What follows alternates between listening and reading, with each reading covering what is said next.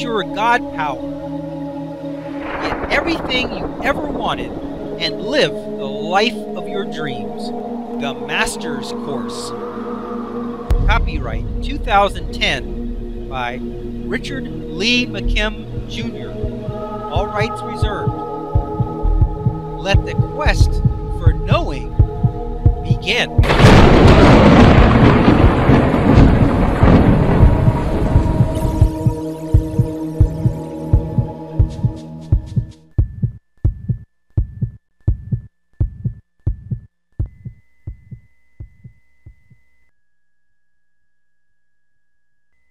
You can have everything that you dream of unless you want it. At first, this sounds crazy. Isn't everything that you dream of, by definition, the things that you want? How is it that you can have everything that you dream about, but you can't have it if you want it? Yes, of course, I will explain. We have learned up to this point that meaning creates frequency, and that frequency utilizes the power of resonance to elicit its kind from the universe. So far, so good.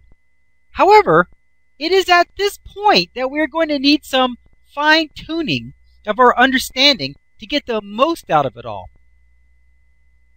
Once again, it is all about your God power of assigning meaning. You have to be sure that the meaning that you are giving to the situation is the right one. I don't mean that in a way to say that anything is right or wrong, but instead to say that it is the correct meaning to use to get the result that you want. Obviously, if it elicits the wrong result, it was the wrong meaning. When deciding on meanings and the subtle differences in their eliciting power, just remember the title of this section, because it will guide you perfectly every time. So let's restate it. You can have everything that you dream of unless you want it. First, let's start with the beginning of the phrase. You can have everything that you dream of. The key words in this segment are the words dream of. When you dream of something, what is that like? If you are dreaming of a new sports car, aren't you driving it? Are you showing it off to others or enjoying it in some other way? When you are dreaming about something, you are usually in the experience of having it. You are in the experience of enjoying it now. Dreams are fun and always in the moment of the experience.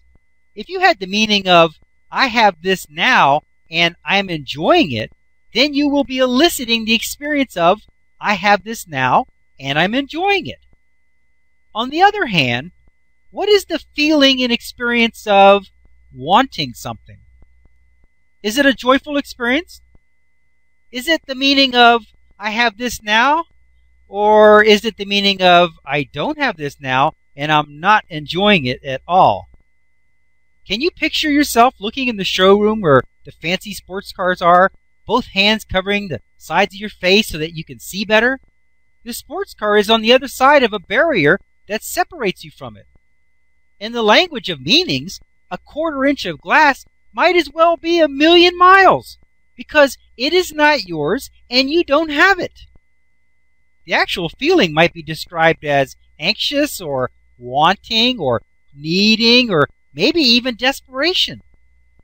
So these feelings are the basis of your meanings. You will elicit more wanting, anxiousness, needingness, and become even more desperate. So you can clearly see the difference of the two meanings. Have you ever dreamed that you were at the window of a sports car dealership wanting the car? No, that has never happened. When you dream of these wonderful things, you already have them and are enjoying them. That is the ideal place to create meanings that elicit their kind from the universe. Whenever you feel yourself wanting, just turn it into dreaming. That way your thoughts go from the anxiety of not having it to the joyous thoughts of experiencing it as if you already had it. This might be called daydreaming. Daydreaming is the most wonderful state of being for manifesting. When you are daydreaming, you are immersed in your thoughts, and your imagination is running wild with all the possibilities. Daydream whenever you can, because when you daydream, your judgment is temporarily suspended, and all things are possible. When they are all possible, you are creating meanings that will be eliciting and attracting things to you, so that one day the impossible will become your reality. Throughout this book, I will be telling you to think about the things that you want. I haven't said to think about wanting them. I said to think about them. What color do you like? Where would you have it? What about it do you like or love? There is a huge difference between thinking about something and wanting it. Enjoy it in your mind as you build all of its elements. Smorgasbord technique. But don't create thoughts and meanings that it is all over there and you are over here. In a dream situation, you are already experiencing everything that you want. There is no need to call it wanting or experience wanting if you can experience dreaming instead. Besides, if you're good at dreaming of it, it can be almost as good as already having it. It is the next best thing to actually having it. But no matter how good you are at wanting something, it is still no fun to experience the wanting of it. The best point of view, of course, is to dream about it. That is, think about it as if in a dream. That is the meaning of having, which elicits and attracts having.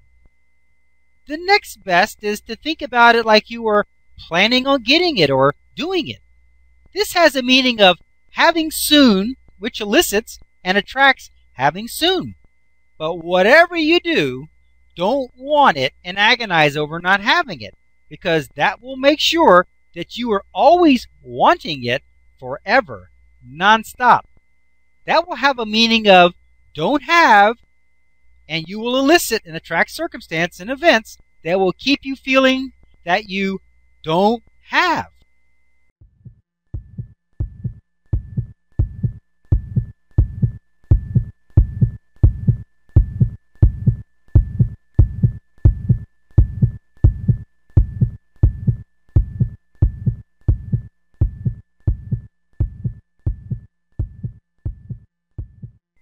To continue, go to How to Use Your God Power, chapter number 5, segment number 31.